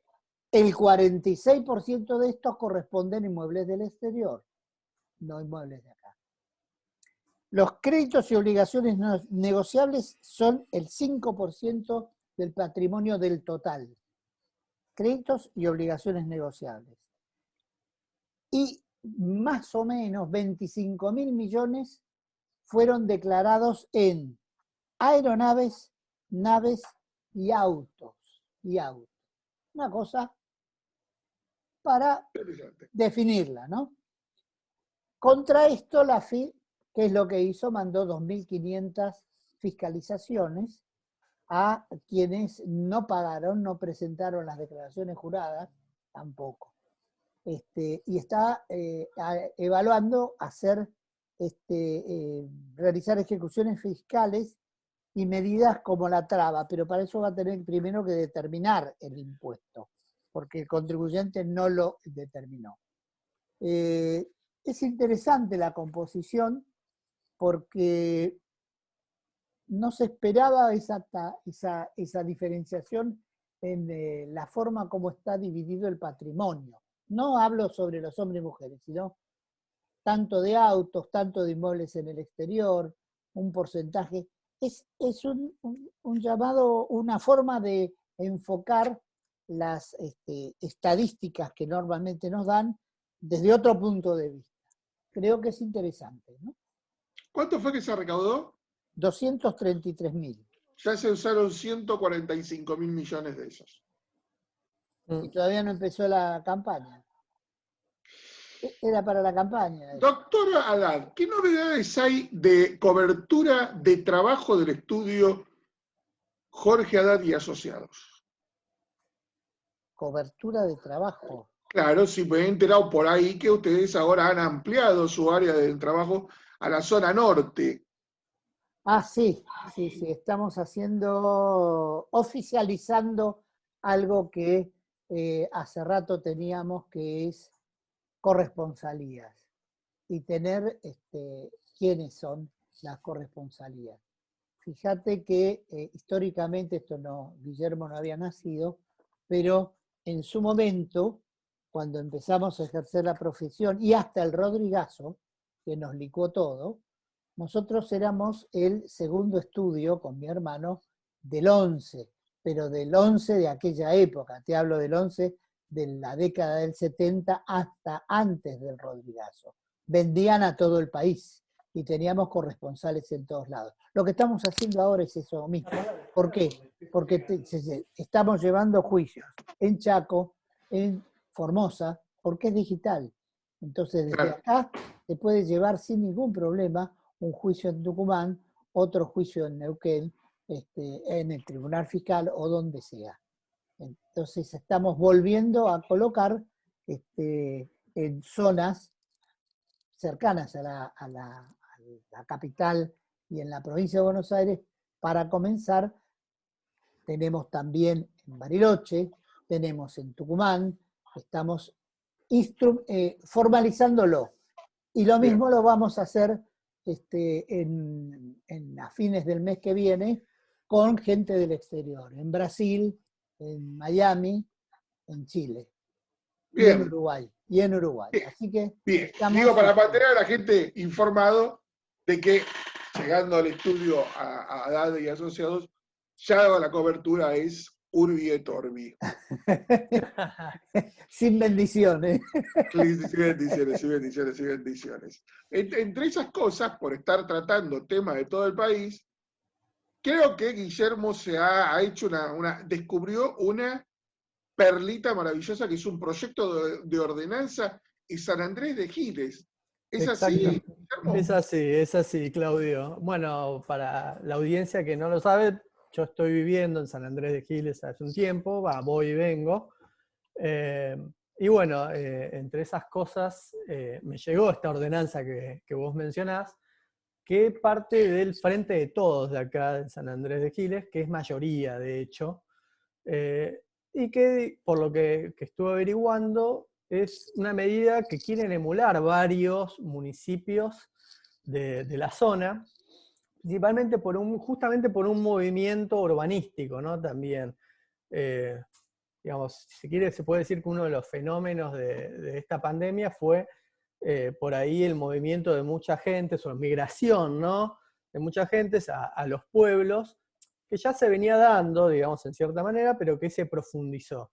Y dentro de ese movimiento lo que hay es, por ahí surgen iniciativas de proyectos inmobiliarios, turísticos, urbanísticos, y obviamente los municipios quieren un porcentaje de eso. No sé si vos por ahí tuviste la posibilidad de ojear un poco el proyecto No te voy a mentir, tuve una charla con 30 personas hoy, quedé agotado, no pude verlo. Está bien, por eso lo voy a comentar y bueno, en función de eso también podemos debatir, digamos, un poquito de qué se trata. El proyecto es, para que tengas una idea, es derechos del municipio, o sea, el municipio se atribuye derechos sobre la renta diferencial de la tierra, y habla, digamos, si uno lee por ahí los considerandos de este proyecto, introduce algunos conceptos como la plusvalía urbana, ¿no? Conceptos bastante, digamos, novedosos. Ya se murió Marx, muchachos, ya está descrito técnicamente que la plusvalía no existe, porque en un inmueble no puede haber plusvalía, porque no hay trabajo. Vamos a Marx. No puede haber, porque no hay trabajo del obrero. La plusvalía es la ganancia, es aquella rentabilidad que sacaba el patrón del trabajador, del proletariado, del trabajador, del trabajo artesano de la persona. O sea, si una persona hacía un vaso, ganaba tanta plata. Ahora con el nuevo sueldo hace un montón de vasos, pero gana mucho menos, y por ahí ganaba 1 o 2 vasos. Entonces, esa ganancia adicional que cede o le roba el patrón a la trabajadora se llama plusvalía. Bueno, cuando yo agarro un terreno y le pongo 3 millones de dólares y hago un country, no hay plusvalía, hay ganancia. hay Exacto. capitalización, que Marx no reconoce ninguno de esos conceptos. Entonces, ya la redacción te demuestra la raíz ideológica del texto.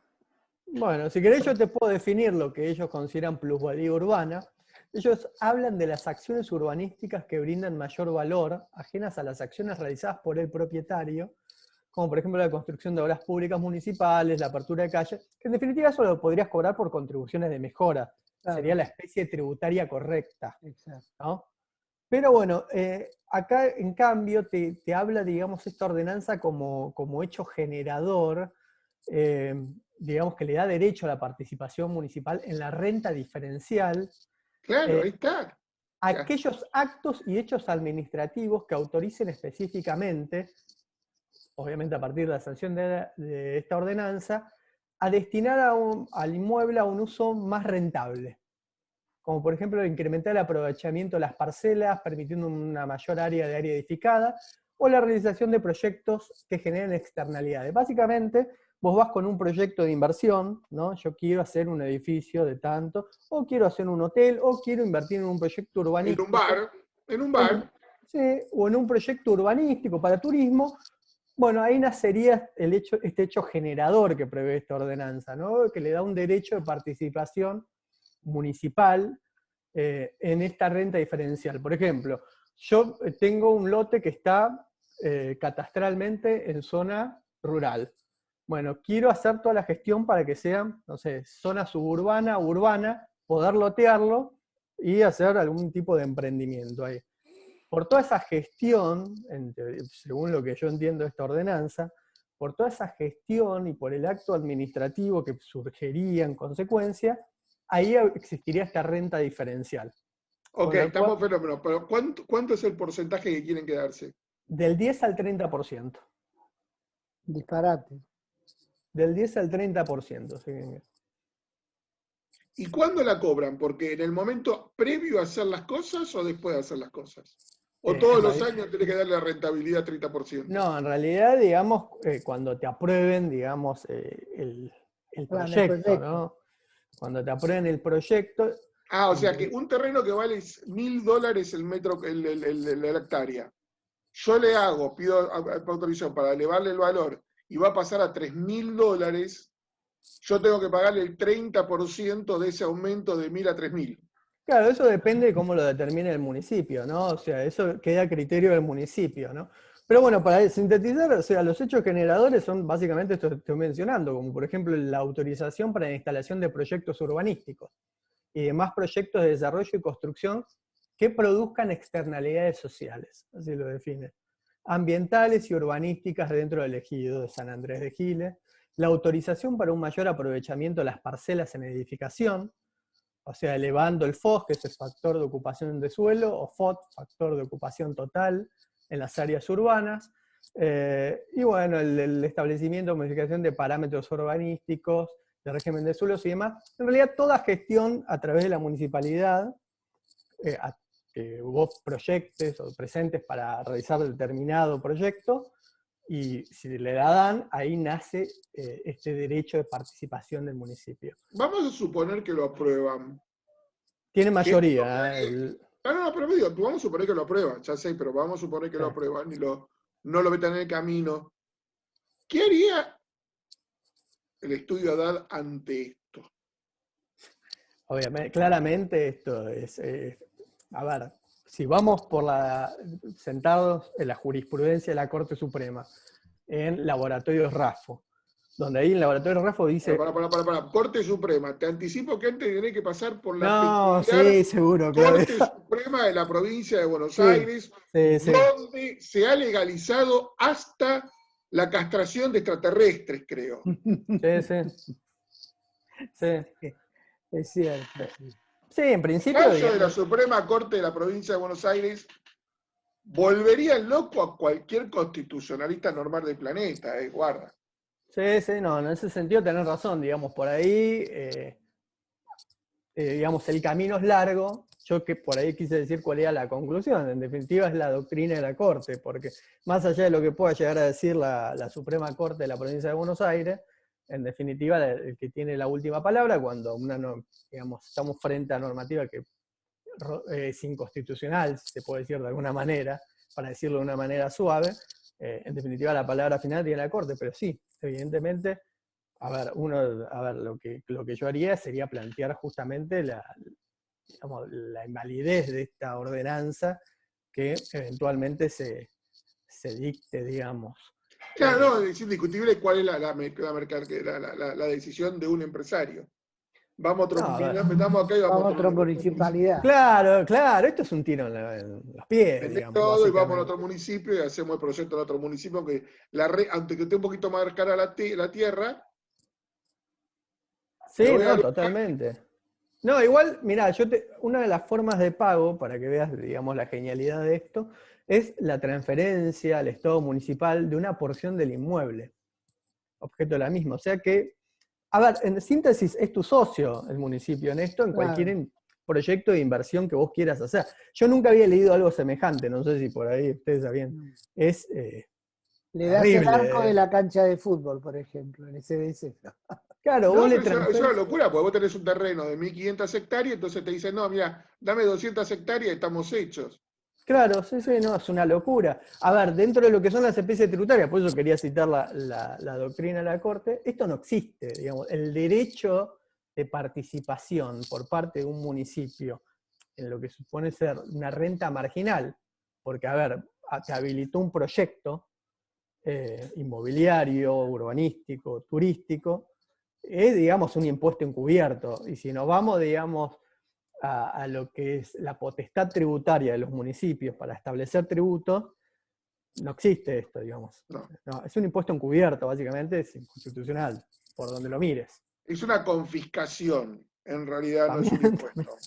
Es una confiscación encubierta. Totalmente. Bueno, ya que estábamos en trenes de sentencia, vamos con la sentencia Andrada, doctor. Primero le voy a decir, Guillermo, cometiste un error.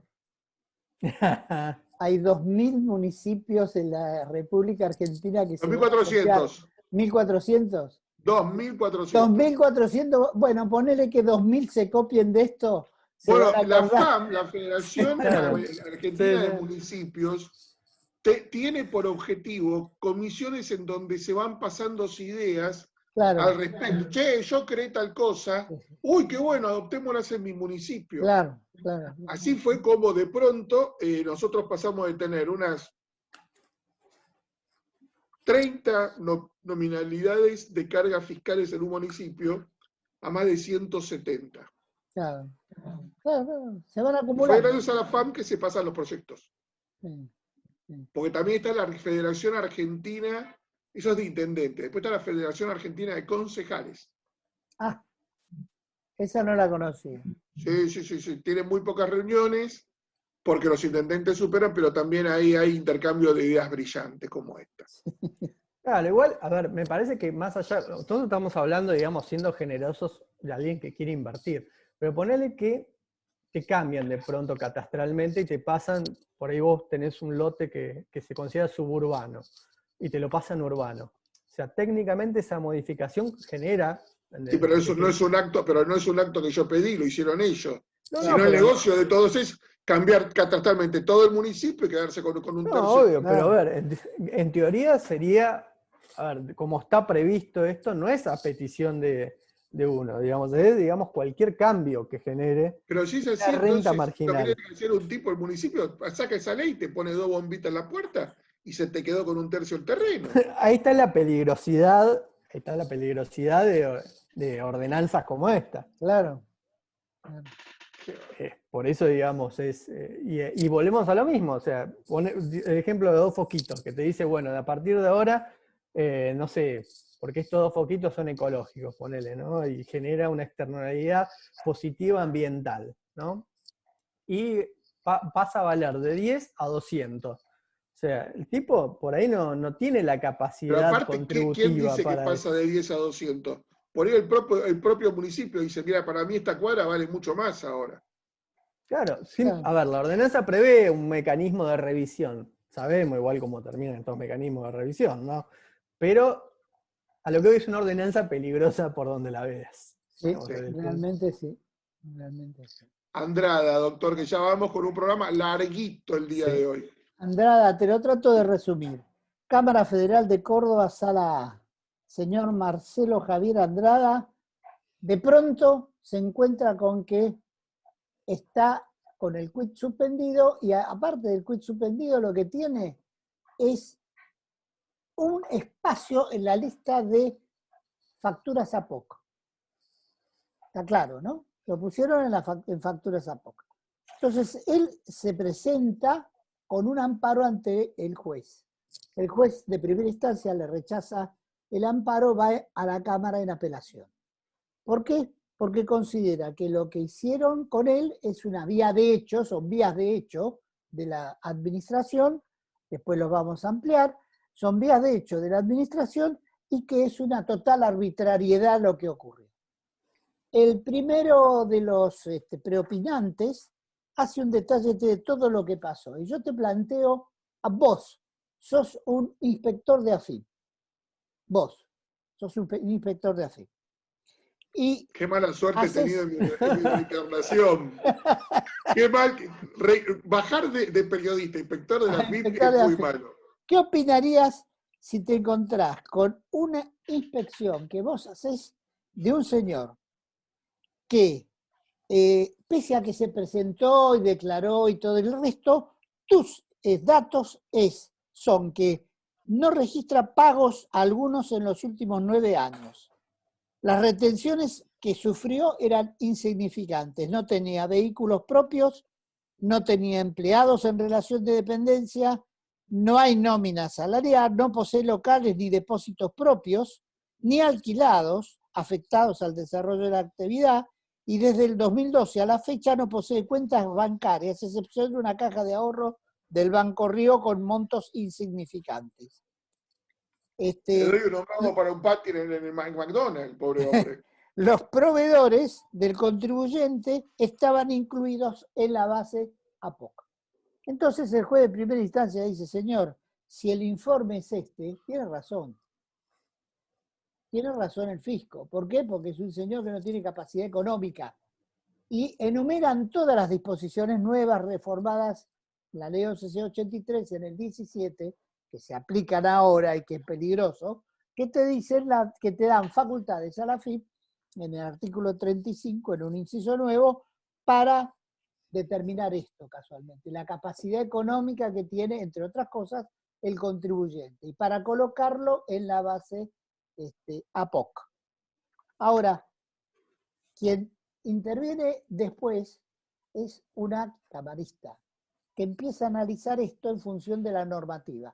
Y te detalla toda la normativa, el 35, la ley tal, la otra ley, y te dice en un detalle que cuando hacen la investigación esta que yo te mencionaba recién de los 9 años, sin actividad ni nada por el estilo, tiene que haber una resolución que decide que este señor no tiene capacidad económica. Y esa resolución tiene que ser notificada al contribuyente. Y el contribuyente la puede apelar. El primero hizo una diferencia entre hacer una requisitoria o una apelación, pero dejémoslo de lado. Acá lo que te está diciendo el segundo vocal preopinante, que es una doctora, acá debió haber un acto administrativo y lo que hubo son vías de hecho. Y no se le dio el derecho de defensa ni se mantuvo el debido proceso adjetivo a el contribuyente. No se le dio la oportunidad de defenderse. Por consiguiente, aunque diga lo que diga del contribuyente, el contribuyente acá la AFIP incumplió normas formales obligatorias. Por consiguiente, esto es nulo. Adhirió el tercero y 2-1 el señor Andrada pudo obtener su quit de vuelta. Pero ojo que esto está ocurriendo cada vez más seguido por los amigos de Guillermo, que son los algoritmos. Los algoritmos empiezan a funcionar a full acá y te están determinando toda esta serie de datos, más otra serie que hay acá, que hizo la inspección y plasmó en el informe final de inspección surgen de algoritmos, básicamente, de cruces de información sistémica. Para ir terminando entonces, Guillermo, vamos con nuestro último fallo de la sala A. Sí, es de la Cámara Federal de Mendoza, este fallo. Y digamos, lo interesante es respecto, digamos, de lo que resolvió en función a una medida cautelar solicitada por el contribuyente. Y puntualmente en relación a la documental que aportó, ¿no?, para fundar la verosimilitud del derecho y el peligro en la demora. Acá el contribuyente interpuso una acción con relación al ajuste por inflación por el periodo fiscal 2019 y al momento de solicitar la medida cautelar, justamente para demostrar la verosimilitud del derecho por la disparidad, ¿no?, entre un tributo sobre una base no ajustada por inflación y otra ajustada parcialmente o totalmente, presenta una certificación contable. Y acá, digamos, lo importante es que, bueno, tanto el juez de primera instancia, que fue el que otorgó la medida cautelar, como la Cámara que confirmó, entendieron que la certificación contable resultaba una prueba suficiente para acreditar justamente la verosimilitud del derecho, y aparte dijo que eventualmente, sobre el fondo de la cuestión, se había ofrecido una prueba pericial contable que, en todo caso, servía, digamos, como para que el juez, al momento de fallar sobre el fondo de la cuestión, tenga un panorama más completo. Pero lo que era, en esta etapa larval, ¿no?, del proceso, para acreditar la verosimilitud del derecho para conseguir una medida cautelar, la pericial contable era suficiente, ¿no? Que es importante desde el punto de vista de, también, digamos, Jorge lo mencionó hace un ratito, respecto de lo que es el aporte a la riqueza, ¿no? Generalmente todos aquellos contribuyentes que fueron a la justicia y accionaron contra el pago del aporte a la riqueza, solicitaron medidas cautelares que presentaron unas pericias contables muy sólidas para acreditar, digamos, el perjuicio patrimonial y económico que iban a tener los contribuyentes en caso de efectuar el pago del aporte, ¿no? En algunas situaciones se concedió la medida cautelar, en otras no, pero en lo relevante, digamos, para, digamos, este fallo y lo que viene a futuro, es que la prueba pericial contable es un medio idóneo, ¿no?, para acreditar, más allá de que después se realice otros tipos de prueba, como la pericial contable, pero es un medio idóneo para acreditar justamente la verosimilitud del derecho, y para que los jueces, bueno, en definitiva tengan en un proceso inicial un panorama, digamos, respecto del daño que le podría llegar a generar a un contribuyente que no concedan una medida cautelar. Les acabo de pasar por WhatsApp un fallo que acaba de salir de la Corte, en donde la Corte dice una obviedad, pero solo puede hacerse algún tipo de exacción fiscal a aquellos que tengan capacidad de pago. Les lo dejo para que lo charlemos la próxima semana de la edición de Sin Saco Fiscal, una edición nutridísima con una cantidad de información impresionante. Le agradezco infinitamente al señor Guillermo Ver. Doctor Jorge Haddad, muchísimas gracias a usted. Maxi Lagorio fue y volvió, pero está también haciendo todas las cositas técnicas. Gracias a nuestro invitado y a todos ustedes por haber estado en esta edición de Sin Saco Fiscal. Martes que viene, 19 horas, estamos nuevamente, pero mañana, miércoles a las 19, Sin Saco Energía con Fernando Meiter. Jueves, Sin Saco Política con la señora Clara Scagliarini y Pablo Olivera da Silva. Y el domingo, el señor Jorge Haddad nuevamente con nosotros en Sin Saco y Sin Corbata. Jóvenes, muy buenas tardes tengan ustedes, muy buenas noches. Gracias. Aquí termina Sin Saco Fiscal.